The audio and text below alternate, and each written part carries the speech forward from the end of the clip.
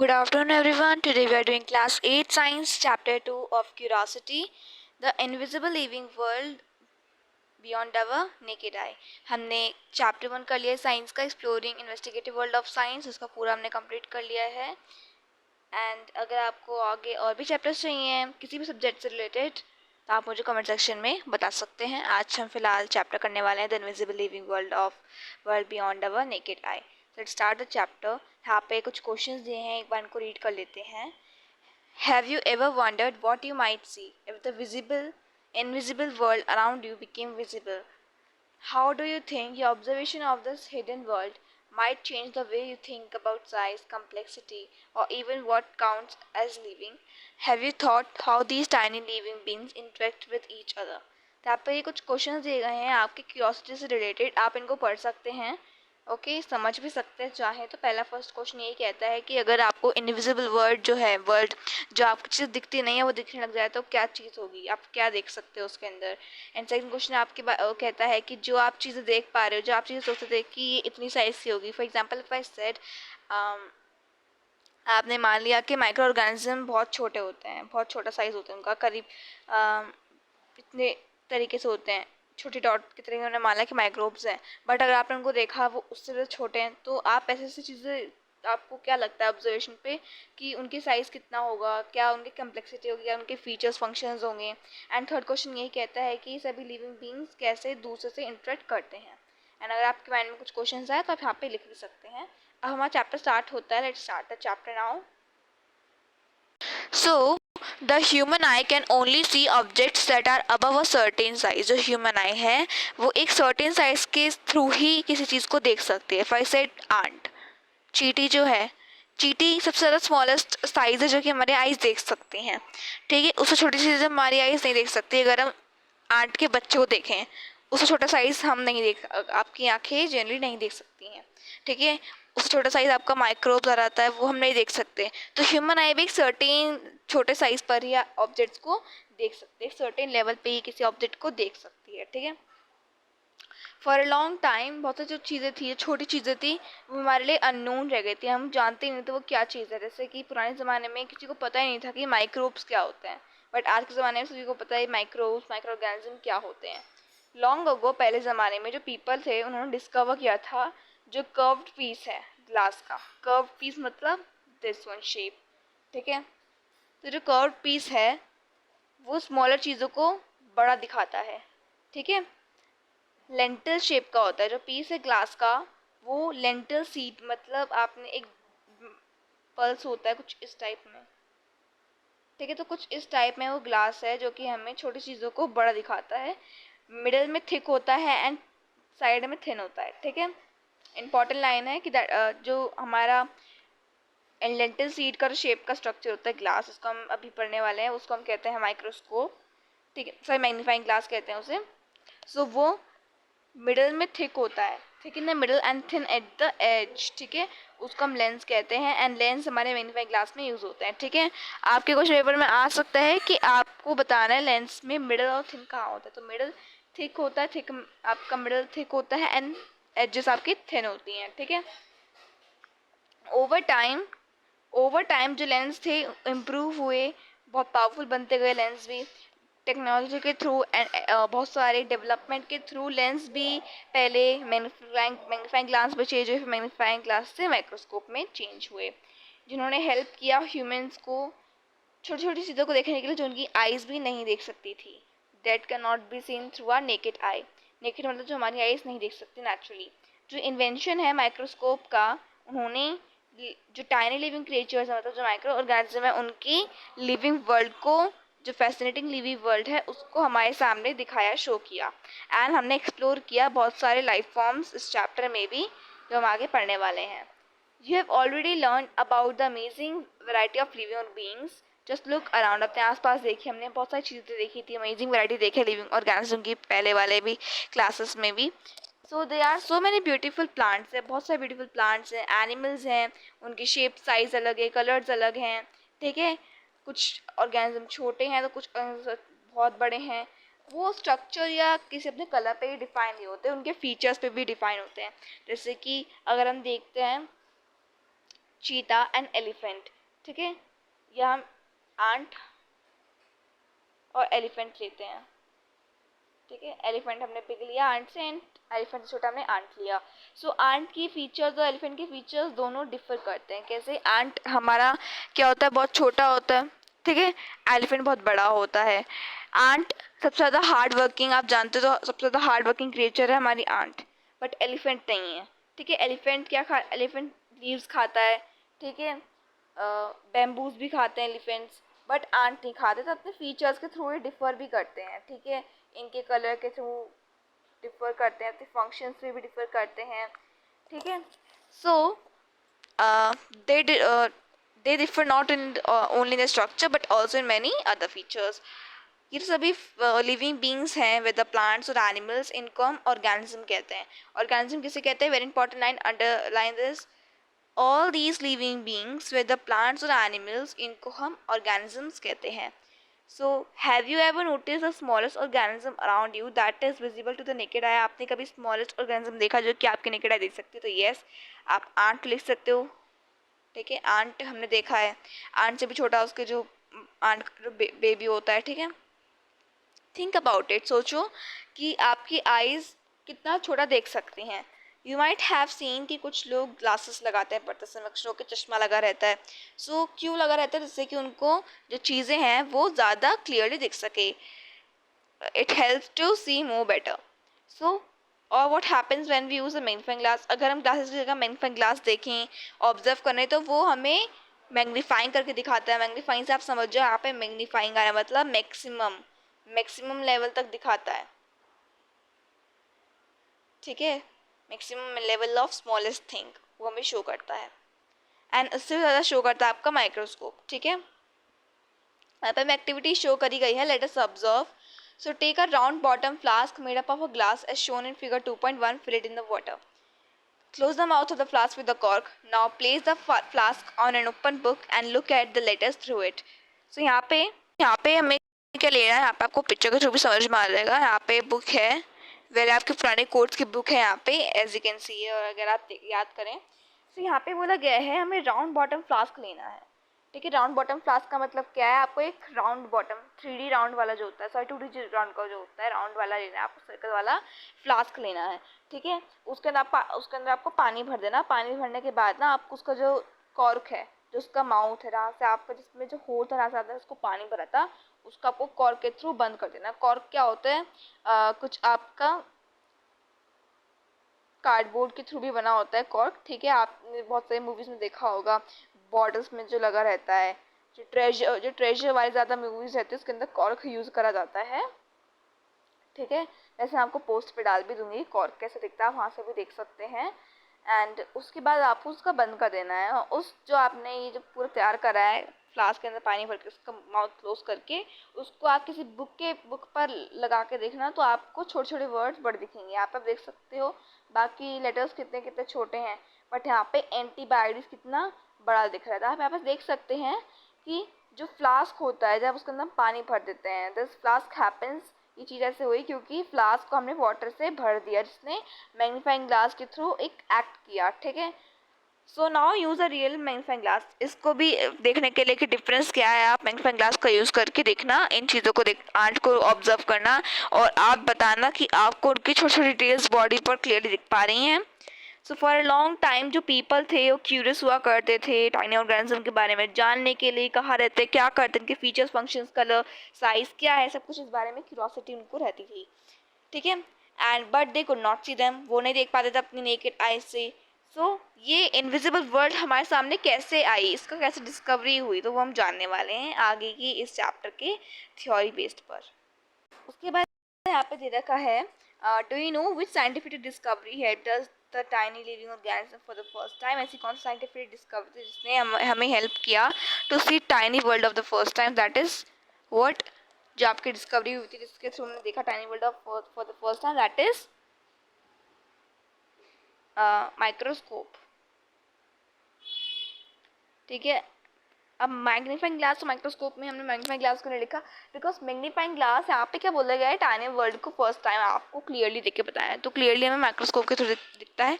वैसे आप माइक्रोस्कोप या मैग्नीफाइंग ग्लास दोनों लिख सकते हैं, ठीक है, बट बेटर जो वे रहेगा माइक्रोस्कोप रहेगा बिकॉज माइक्रोस्कोप से क्लियरली दिखता है, as I told you earlier also. अब यहाँ पे इंपॉर्टेंट है, इसको हमें रीड करना है और समझना भी है। एवर हर्ड ऑफ, सो इन 1665 एक साइंटिस्ट था जिनका नाम है रॉबर्ट हुक। उन्होंने एक माइक्रोग्राफिया बुक को पब्लिश किया था, ठीक है। बच्चे यहाँ पे कंफ्यूज रहते हैं, अगर बुक में आ जाता है क्वेश्चन पेपर में कि हु रोट या हु पब्लिश माइक्रोग्राफिया, अगर आता है who publish the book Micrographia तो आप नाम लिखोगे रॉबर्ट हुक का। If question comes like who wrote the book of Micrographia तो आपको लिखना है एंटोनी वैन ल्यूवेनहुक, ठीक है, ये आपको लिखना है, ठीक है। नाउ ये वो पहले इंसान थे रोबोट हुक जिन्होंने केयरफुल ऑब्जर्वर के थ्रू स्किल्ड आर्टिस्ट भी थे। इन्होंने इस बुक के अंदर, ठीक है, इस बुक के अंदर जब उन्होंने पब्लिश किया तो इस बुक के अंदर उन्होंने डिटेल ड्राइंग्स को शो किया है टाइनी लिविंग्स की, ठीक है, जो पीपल नहीं देखा करते थे पहले के ज़माने में। उन्होंने अपना माइक्रोस्कोप यूज़ किया था, ठीक है, जिसको वो माइक्रोस्कोप कहते थे। उस टूल के थ्रू उन्होंने डिटेल ड्राइंग करी थी माइक्रो ऑर्गेनिजम्स की। तो दैट्स व्हाई जो हमने जो क्वेश्चन देखा था यहाँ पे माइक्रोस्कोप इस वजह से आया क्योंकि यहाँ पे आप देख पा रहे हो कि माइक्रोस्कोप ना एक सबसे ज़्यादा मैक्सिमम लेवल आपको दिखाता है देन द मैग्नीफाइंग ग्लास। तो ये बुक थी आपकी, ठीक है, माइक्रोग्राफिया की। यहाँ पे छोटे छोटे डिटेल ड्राइंग करी गई है, यहाँ पे आप देख सकते हो, यहाँ पे लिखा गया है बाय रॉबर्ट हुक। नाउ जिनका माइक्रोस्कोप था वो 200 to 300 टाइम्स बिगर दिखाता था स्मॉलर चीज़ को, इतना ज़्यादा मैक्सिमम लेवल था उसका कि वो छोटी चीज़ में भी 300 टाइम्स बिगर दिखाता था, मैक्सिमम दिखाता था। Then would one could see with unaided eyes, जो कि हमारी अनएडेड आइज देख ही नहीं सकती। वन डे उन्होंने एक स्लाइस ऑफ कॉर्क देखा था, उन्होंने एक कॉर्क का स्लाइस देखा था, तो उन्होंने देखा कि उसके अंदर बहुत सारे स्मॉल स्मॉल एम्प्टी स्पेसेस हैं। इफ़ आई टॉक अबाउट एक कॉर्क है तो उसके अंदर बहुत सारे स्मॉल स्मॉल प्लेसेस थे कुछ इस टाइप में, ठीक है, हमारा कॉर्क हो गया, ठीक है, इसमें छोटे छोटे प्लेसेस थे, स्पेस थे। तो उन्होंने इन स्पेसेस को क्या नाम दिया, सेल नाम दिया। ऐसे उन्होंने हनीकॉम्ब में देखा, आपने हनीकॉम्ब भी देखा होगा, उसमें स्मॉल स्मॉल होल्स रहते हैं। उन्होंने उन चीज़ को कैसे डिफाइन किया, सेल, ठीक है। और वो फर्स्ट टाइम था जब सेल वर्ड यूज़ हुआ था साइंस के लाइफ में, वर्ल्ड में, and basic unit of life को डिस्क्राइब करने के लिए। Around the same time Antonie van Leeuwenhoek, sorry हाँ यस, एंटोनी वैन ल्यूवेनहुक, इनके नाम आपको याद रखने हैं। पब्लिशर ऑफ बुक कौन था, of the Micrographia book,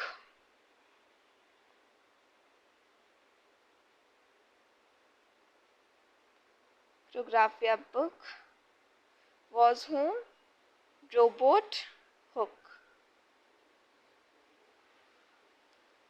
Whereas if I talk about जो एंटोनी वैन ल्यूवेनहुक थे वो डक साइंटिस्ट थे जिन्होंने बेटर लेंस बनाए थे जो कि माइक्रोस्कोप से भी ज़्यादा यूजफुल थे, ठीक है। वो फर्स्ट पर्सन थे जिन्होंने डिस्क्राइब किया था टाइनी लिविंग थिंग्स को एंड लिविंग ब्लड सेल्स को। यहाँ पे आप देख सकते हो लिविंग ब्लड सेल्स लिखा है, लिविंग ब्लड सेल्स बैक्टीरिया। वो फर्स्ट इंसान जिन्होंने ऑब्जर्व किया, डिस्क्राइब किया, ठीक है, एंड बिकॉज ऑफ दिस उनको माइक्रोबायोलॉजी के साइंटिस्ट कहते हैं, फादर कहते हैं। तो रोबोट हुक क्या थे, publisher of the Micrographia book. And अगर आपके पास आता है who is the father of microbiology, father of microbiology, से आप लिखोगे एंटोनी, स्पेलिंग आपको याद रखनी है ANTONIE, Antonie van Leeuwenhoek,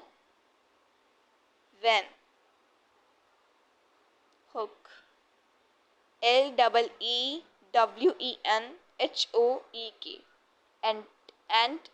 Antony van Leeuwenhoek, ठीक है।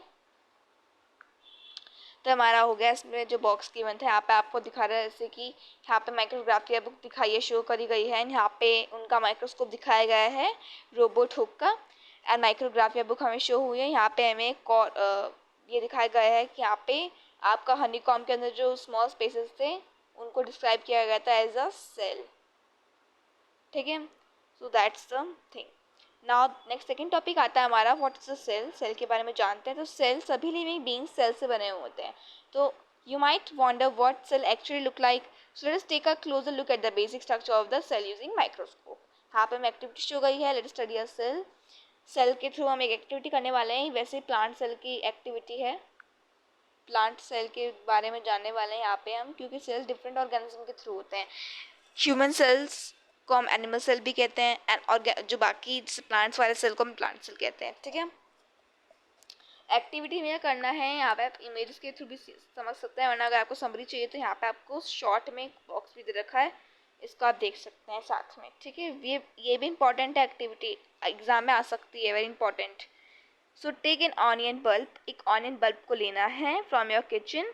ऑनियन को आपको लेना है, उसको वर्टिकली कट करना है। ठीक है, पीसेस में।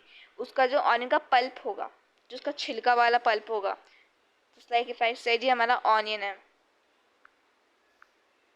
Just a minute, if I said कि हमारा ऑनियन है,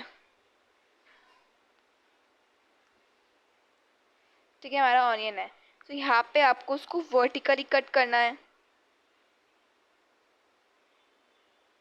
ठीक है, अभी जो ये वाला पार्ट है, दिस वन, ये जो हमारा पल्प है इसका आपको लेना है। ठीक है, इस वाले जब आप साइड को लोगे तो आपको ये करना है, उसका ट्रांसपेरेंट लेयर जो है इनर सरफेस का कुछ इस टाइप में, उसको आपको पील आउट कर देना है through the help of forceps. Forceps आपने देखा होगा, ये टाइप का फोरसेप्स है। ठीक है, ये फोरसेप होता है हमारा। नाउ इस लेयर को हम कहते हैं ऑनियन पील। ऑनियन पील किसे कहते हैं, जो ट्रांसपेरेंट लेयर होती है from the inner side of the onion is called onion peel. Place the peel in a petri dish. Petri dish मतलब कुछ जो आपकी डिश होती है, साइंस सॉरी लैब में यूज़ होती है, वरना आप सिंपल ट्रांसपेरेंट टेप भी ले सकते हैं, सॉरी ट्रांसपेरेंट आप प्लेट ले सकते हैं। Now containing a few drops of saffron, उसके अंदर आपको सैफरन की कुछ ड्रॉप्स डालनी है जो कि रेड कलर स्टेन देता है। सैफरन आपका, आप जानते हो, केसर रंग आपका कौन सा कलर देता है, रेड स्टेन देता है। ठीक है, 30 सेकेंड्स के लिए रख देना है, ये आपको पिंकिश कलर देगा सेल्स के अंदर। ठीक है, now to the cells and help us clearly to see them clearly with the help of a thin brush. Thin brush के थ्रू आपको दूसरी पेट्री डिश में दूसरे जो बेस होगा उसके अंदर आपको शिफ्ट कर देना है, एंड उसके अंदर आपको वाटर के थ्रू एक्स्ट्रा स्टेन को रिमूव कर देना है।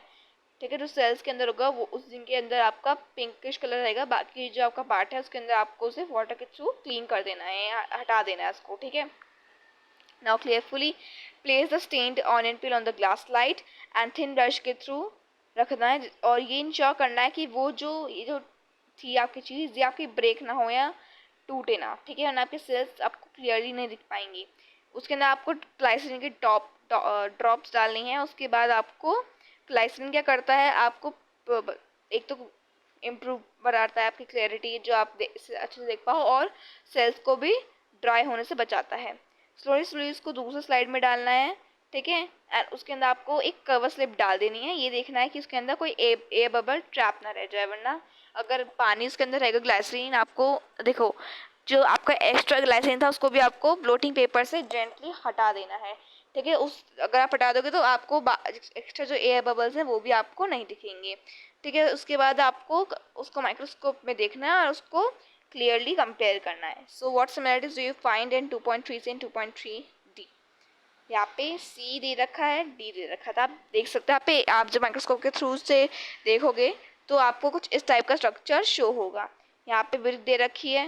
अब यहाँ पे हम क्या देख पा रहे हैं, इन डिफरेंसेस पे हम क्या देख पा रहे हैं कि जो ये वाला है सी एंड डी, ये कुछ ब्रिक लाइक स्ट्रक्चर ही तो है। तो हम सिमिलरिटीज देख पा रहे हैं कि ये बिल्कुल ब्रिक लाइक स्ट्रक्चर जैसे हमें दिख पा रहा है। ठीक है, now you will observe nearly rectangular structure. आप रेक्टेंगुलर स्ट्रक्चर्स को ऑब्जर्व करोगे अंडर द माइक्रोस्कोप, एंड जो सेल्स हैं ये जो सेल्स हैं ऑनियन पील के, मतलब प्लांट सेल के हैं, जो कि क्लोजली अरेंज्ड हैं, इनके अंदर कोई स्पेस नहीं है। ठीक है, आप ऑब्जर्व कर सकते हैं द पील्स ऑफ लीव्स के अंदर लीव्स के जो सेल्स हैं, डिफरेंट टाइप के प्लांट्स हैं आपके अराउंड, उसको आपको ऑब्जर्व कर सकते हैं और आप देखोगे कि सभी प्लांट्स जो हैं सेल से बने हैं। और फिर यहाँ पे पूछा गया what do you think the body of an animals based made up of. तो सभी ऑर्गेनिज्म ने पढ़ा था यहाँ पे कि सभी लिविंग बींग्स सेल से बने हुए हैं। तो यहाँ पे आप लिख देना कि सभी ये भी सेल से बने हुए हैं। ठीक है, नेक्स्ट एक्टिविटी है, यहाँ पे हमने पढ़ा था प्लांट सेल के बारे में। नेक्स्ट एक्टिविटी हम ह्यूमन सेल के बारे में पढ़ने वाले हैं। ठीक है, इसमें हम ह्यूमन सेल के बारे में पढ़ने वाले हैं। Let's study about it. यहाँ पे मैंने रखा है investigate rinse your mouth with clean water. Clean water के थ्रू आपको वाटर को राइंस करना है, मतलब सॉरी माउथ को अच्छे से आपको साफ कर लेना है वाटर के थ्रू कुल्ला करके। And use a blunt and, toothpick जो होती है उसका जो आपको जो नोक वाला हिस्सा होता है, आपके टूथपिक है तो उसका जो पीक वाला हिस्सा जो होता है इस वाले पॉइंट को आपको यूज़ करना है और उसको आपको जेंटली स्क्रैप करना है इनसाइड योर चीक। थोड़ा थोड़ा आपको उसको स्क्रैप करना है अपने चीक पे, आपको दिखेगा एक ट्रांसपेरेंसी लेयर आएगी। ठीक है, जैसे ऑनियन पील में आई थी वैसी उस स्क्रैप मटेरियल को आपको ड्रॉप ऑफ वाटर में क्लीन कर लेना है अच्छे से। और उसके बाद उसको स्प्रेड कर देना है इन अ स्लाइड एंड उसके अंदर आपको मेथिलीन ब्लू कलर डालना है जो कि ब्लू कलर स्टेन देता है over on the material on slide. And उसके बाद ये एडिंग स्टेन किसी दाग को लगाने से, मतलब एडिंग स्टेन हमारी विजिबिलिटी को इम्प्रूव करता है जिससे हम किसी मटेरियल को और देख पाते हैं under the microscope by increasing its contrast. 1 minute के बाद आपको उसके अंदर ग्लाइसरीन ऐड कर देना है जिससे कि जो सेल्स हैं ड्राई ना हो सके। Now carefully place on a clean cover slip on the material and excess glycerine को आपको ब्लोटिंग पेपर के थ्रू निकाल देना है। ठीक है, observe the slide under microscope and draw करो जो आपको स्ट्रक्चर दिखेगा। तो आपको स्ट्रक्चर इस टाइप में दिखेगा, वेरी इंपॉर्टेंट डायग्राम, इसका आप अपनी बुक में मार्क कर लेना। So what did you observe? You will observe a polygon shape like structure as shown in figure 2.4। जो 2.4 है ह्यूमन चीक्स के अंदर का जो सेल्स हैं। तो यहाँ पे आप देख पा रहे हो ये कुछ पॉलीगन शेप का स्ट्रक्चर है। Yes we can see here. And ये जो सेल्स हैं ये इनर लाइनिंग फॉर्म करते हैं हमारे ह्यूमन माउथ के अंदर और एनिमल माउथ के अंदर भी। ठीक है, सिमिलरिटीज और डिफरेंसेस आप क्या देख पा रहे हैं ऑनियन पील में जो हमने एक्टिविटी 2.2 करी थी, एक्टिविटी 2.3 करी थी। ऑनियन पील मतलब प्लांट्स और ह्यूमन सेल के अंदर आप क्या देख पा रहे हैं कि बोथ आर रेक्टेंगुलर शेप्ड, ये पॉलीगन शेप्ड है। एंड यहाँ पे आप देख सकते हो कि यहाँ पे जो न्यूक्लियस है, क्योंकि यहाँ पर स्ट्रक्चर देख पा रहे हो, जो अंदर वाला जो बाहर वाला साइड होता है, ये देखो सेल मेम्ब्रेन आपका अंदर वाला साइड होता है। If I made this structure, तो ये वाला जो पार्ट है, जो इनर लाइनिंग का जो पार्ट है उसको हम सेल मेम्ब्रेन कहते हैं। जो आउटर लाइनिंग का जो पार्ट है उसको हम सेल वॉल कहते हैं। You can clearly see that outer lining is cell wall. ठीक है, न्यूक्लियस इस छोटे वाले डॉट को कहते हैं। साइटोप्लाज्म जो इनर जेल स्ट्रक्चर होता है उसको साइटोप्लाज्म कहते हैं। तो आप देख पा रहे हैं यहाँ पे न्यूक्लियस यहाँ पे छोटे हैं, but in this given diagram आप देख सकते हैं न्यूक्लियस यहाँ पे थोड़े सर्टेन शेप के हैं। तो ये डिफरेंस हमने देखे। यस, यहाँ वहाँ पे सेल वॉल था, यहाँ पे सेल वॉल नहीं है, यहाँ पे सेल मेम्ब्रेन है। तो यहाँ पे आप देख पा रहे हो कि प्लांट सेल के अंदर सेल वॉल होती है बट ह्यूमन सेल के अंदर सेल मेम्ब्रेन नहीं होती है। सो यू हैव ऑब्जर्व्ड, हमने क्या ऑब्जर्व किया कि सेल के 3 मेन पार्ट्स होते हैं, एक थिन आउटलाइनिंग, एक सेंट्रल रीजन और एक small round structure inside it. So जो आउटर लेयर होती है उसको हम सेल मेम्ब्रेन कहती है। जो राउंड स्ट्रक्चर होता है मिडल में न्यूक्लियस के बीच में, उसको जो थिन मेम्ब्रेन से कवर्ड होता है, और space between cell membrane and nucleus उसको हम कहते हैं साइटोप्लाज्म। तो ये जो हमने 3 अभी चीज़ें पढ़ी, सेल मेम्ब्रेन, साइटोप्लाज्म, न्यूक्लियस, ये सभी बेसिक पार्ट है स्ट्रक्चर के। कुछ सेल के अंदर जैसे ऑनियन पील सेल हो गए, मतलब प्लांट सेल जो हो गया, उनके अंदर एक आउटर एक्स्ट्रा लेयर होती है जिसको हम सेल वॉल कहते हैं। और इन सभी स्ट्रक्चर्स की इंपॉर्टेंस क्या है, फंक्शंस क्या निभाते हैं, ये हमारे मेंटेन ऑफ लाइफ में क्या इंपॉर्टेंट रोल निभाते हैं, सभी पढ़ने वाले हैं। जैसे सेल मेम्ब्रेन जो होता है, यहाँ पर आप देख सकते हो सेल मेम्ब्रेन जो आपको आउटर लाइनिंग जो दिख रही है इसकी। ठीक है, मिनट, ये जो आपको यहाँ पे आउटर लाइनिंग दिख रही है, दिस इज आउटर लाइनिंग, इसको हम सेल मेम्ब्रेन कहते हैं। तो सेल मेम्ब्रेन क्या है, यहाँ पे दे रखा है कि cell membrane encloses cytoplasm and nucleus. Enclose मतलब सेल मेम्ब्रेन के अंदर साइटोप्लाज्म न्यूक्लियस होता है। आप देख पा रहे हो कि इसके अंदर न्यूक्लियस है एंड साइटोप्लाज्म जो अंदर का बीच वाला पार्ट है वो है। ठीक है, एंड सेल मेम्ब्रेन होता है किसी सेल को दूसरे सेल से अलग भी करता है। ठीक है, इससे सेल है ठीक है। तो ये सेल मेम्ब्रेन जो आउटर लाइनिंग है, इन दोनों को सेपरेट किया। अगर सेल मेम्ब्रेन नहीं होते तो ये कुछ इस टाइप में होता, पूरा सेल होता। तो सेल मेम्ब्रेन ने इनको सेपरेट किया, ठीक है, दूसरे सेल से। एंड नाउ यहाँ पे इसके जो पोरस होते हैं, यहाँ पे आप देख पा रहे हो जो इसके पोर्स हैं, छोटे छोटे जो आप डॉट देख पा रहे हो, ये अलाउ करते हैं इंपॉर्टेंट न्यूट्रिएंट्स को कम आने के लिए, अंदर आने के लिए। And it's porous helps to allow the entry of materials जो कि एसेंशियल होते हैं लाइफ प्रोसेसेस के लिए, और वेस्ट मटेरियल को ये एक्सिट करते हैं। अब साइटोप्लाज्म के बारे में पढ़ते हैं। यहाँ पे हमने पढ़ा था सेल मेम्ब्रेन के बारे में, जो कि इनक्लोज करता है साइटोप्लाज्म न्यूक्लियस को। सेल मेम्ब्रेन सेपरेट करता है सेल को भी, एंड इसके जो पोरस होते हैं वो न्यूट्रिएंट्स मटेरियल को अंदर आने देते हैं एंड वेस्ट मटेरियल को बाहर निकालते हैं। अब हम साइटोप्लाज्म के बारे में पढ़ने वाले हैं। साइटोप्लाज्म जो होता है, बाकी कंपोनेंट्स को भी साइटोप्लाज्म के अंदर बाकी कंपोनेंट्स होते हैं सेल के जो इंपॉर्टेंट कंपोनेंट्स होते हैं, like carbohydrate, protein, fats, minerals and salts, ठीक है। साइटोप्लाज्म के अंदर कुछ कंपोनेंट्स होते हैं सेल के, like carbohydrate, proteins, fats and minerals and salts. ये इन साइटोप्लाज्म के अंदर ना बहुत सारे लाइफ प्रोसेसेस आते हैं जो कि साइटोप्लाज्म के अंदर ही टेक होते हैं। तो हमने साइटोप्लाज्म पढ़ा। साइटोप्लाज्म आपका जो बीच वाला हिस्सा जो है जेली लाइक स्ट्रक्चर, इसके अंदर क्या होता है, आपके लाइफ प्रोसेस होते हैं एंड कुछ कंपोनेंट्स होते हैं, इनका नाम कार्बोहाइड्रेट है, प्रोटीन्स, फैट एंड मिनरल्स है। नाउ अब न्यूक्लियस के बारे में पढ़ते हैं। तीसरा न्यूक्लियस जो बेसिक पार्ट है।